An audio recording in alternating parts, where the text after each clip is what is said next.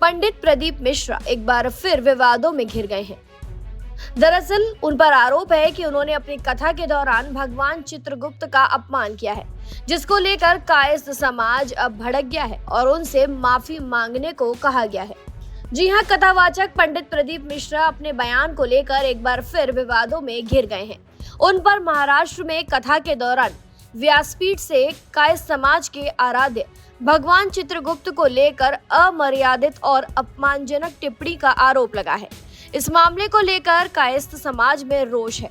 इसी मामले में मध्य प्रदेश के गुना में कायस्थ समाज के लोगों ने मुख्यमंत्री के नाम कलेक्टर को ज्ञापन सौंपा और पंडित प्रदीप मिश्रा पर कठोर कार्रवाई करने की मांग की है। आइए जानते हैं इस मामले में भारतीय कायस्थ महासभा के अध्यक्ष ब्रजेश कुमार श्रीवास्तव ने क्या कुछ कहा।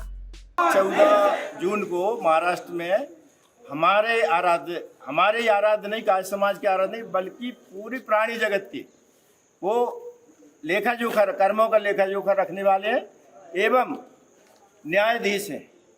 उनके बारे में ऐसे तूतड़ाक शब्दों से अमर्यादित टिप्पणी की गई, जिससे कायस्थ समाज में भारी रोष व्याप्त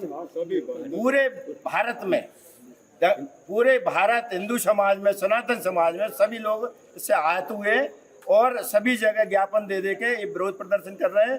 10 दिन के अंदर माफी मांगने की बात कही है।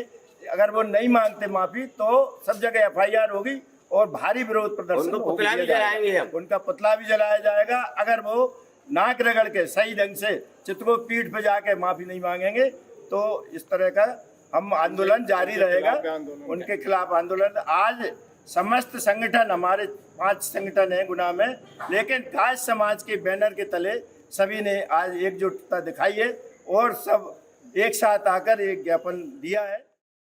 वहीं विवाद बढ़ता देख पंडित प्रदीप मिश्रा बैकफुट पर आ गए हैं। उन्होंने इस मामले में माफी मांगी है। उन्होंने कहा कि उनका उद्देश्य किसी व्यक्ति या समाज को ठेस पहुंचाना नहीं था।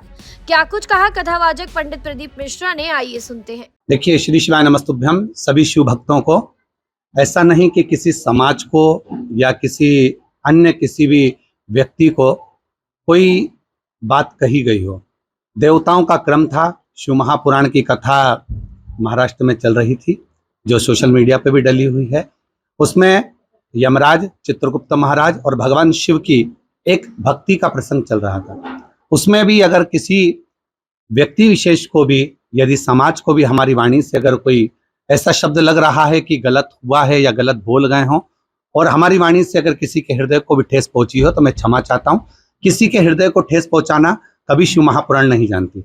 शिव महापुराण हमेशा जगत का कल्याण का कार्य करती है और जगत कल्याण की ही बात करती है। फिर भी अगर मेरी वाणी से या शिव महापुराण के किसी शब्द से किसी भी समाज को, किसी वर्ण को, किसी व्यक्ति को अगर कोई ठेस पहुंचती है तो मैं उसके लिए क्षमा चाहता हूँ। देखिए, विषय कोई भी आप अगर प्रसंग उठाएंगे शास्त्रों को, ब्रह्म वैवर्त पुराण से उठाएंगे तो राधा रानी का प्रसंग भी आपको पढ़ने को मिलेगा। हम लोग जो पुराणों में या शास्त्रों में अध्ययन करते हैं वही हम लोग सम्मुख में कहते हैं, पर हो सकता है कई लोगों को वो चीजें स्मरण में नहीं आती या पढ़ने में नहीं आती, तो उनको लगता है कि ये हो ही नहीं सकता, वो भी प्रसंग रहते हैं।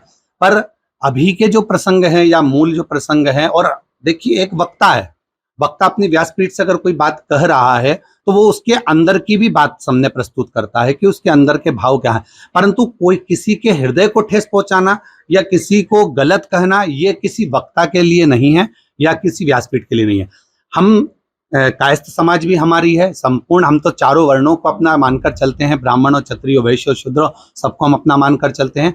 किसी भी समाज के लिए आज तक व्यासपीठ ने कभी गलत नहीं कहा। चाहे आप पूर्व के जितने भी व्याख्यान उनको उठाकर देखेंगे तो सभी समाजों का सम्मान किया है इस शिव महापुराण की कथा ने और इस व्यासपीठ ने। पर फिर भी अगर किसी को गलत लग रहा है और अगर किसी के हृदय को हमारी वाणी से अगर ठेस पहुंची है इन शब्दों के लिए, तो मैं क्षमा चाहता हूं। आपको बता दें, वैसे ये कोई पहला मामला नहीं है जब पंडित प्रदीप मिश्रा इस तरीके के विवादों में घिरे हों। पहले भी वो राधा रानी को लेकर एक विवादित बयान दे चुके हैं, जिसके बाद उन्हें माफी तक मांगनी पड़ी थी। फिलहाल जानकारी में इतना ही। खबरों के लिए जरूर सब्सक्राइब करें भारत एक्सप्रेस।